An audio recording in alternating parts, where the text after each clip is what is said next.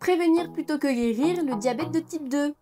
Souvent quand on parle de diabète, on pense de suite aux piqûres, on pense de suite au régime ultra frustrant. Mais aujourd'hui, je voudrais qu'on voit le diabète d'une autre manière, que l'on change de perspective et que l'on ne voit pas le diabète de type 2 comme une fatalité, mais plutôt comme un signal d'alerte que le corps nous envoie.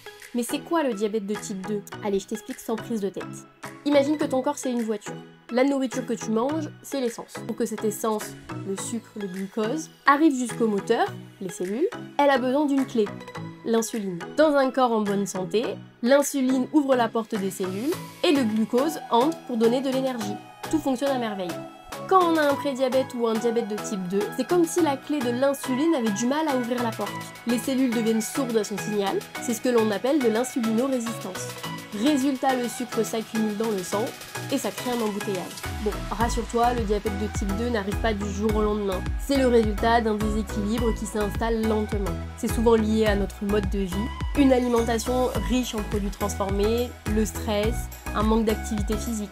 Je vais te présenter 3 leviers pour un corps en équilibre. Le premier point, c'est de manger des glucides en équipe. Les glucides, ce n'est pas l'ennemi, mais il y a une façon de les manger pour qu'ils soient digérés lentement. Comment on fait concrètement? Le premier point, pense aux fibres. Les fruits, les légumes, les céréales complètes, le pain complet, le riz brun et les légumineuses, les lentilles, les pois cassés, tout ça c'est plein de fibres. Elles agissent comme un filtre et ralentissent l'absorption du sucre. C'est un peu le garde du corps de tes glucides. Le deuxième point, accompagne tes glucides. Essaye de ne jamais manger de glucides seul. Si tu manges une pomme par exemple, essaye de la manger avec quelques amandes. Si tu fais des pâtes, essaye de les manger avec plein de légumes autour. Et une portion de protéines. Mon deuxième conseil, c'est d'adopter le mouvement. Comme routine. L'activité physique, c'est la meilleure amie de l'insuline. En bougeant, tu rends tes cellules plus sensibles à l'insuline. C'est un peu comme si tu leur donnais un grand coup de pied pour les réveiller. Concrètement, pas besoin de faire un marathon.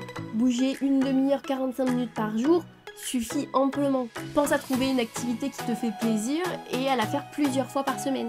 Et le troisième conseil que je vais te donner, c'est de gérer ton stress et ton sommeil. Plus tu es stressé et plus tu es fatigué, plus tu auras des envies de sucre. C'est normal, le stress et un manque de sommeil peuvent faire grimper les taux de sucre dans le sang. Essaye la méditation, le yoga, le pilates, essaye les exercices de respiration pour diminuer ton stress. Concernant ton sommeil, essaye d'avoir des heures de sommeil régulières. Couche-toi toujours à la même heure et essaye de te lever toujours à la même heure.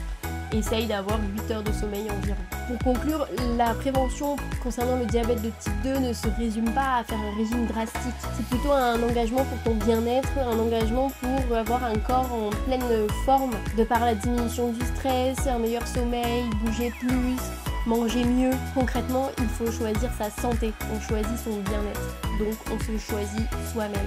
À bientôt!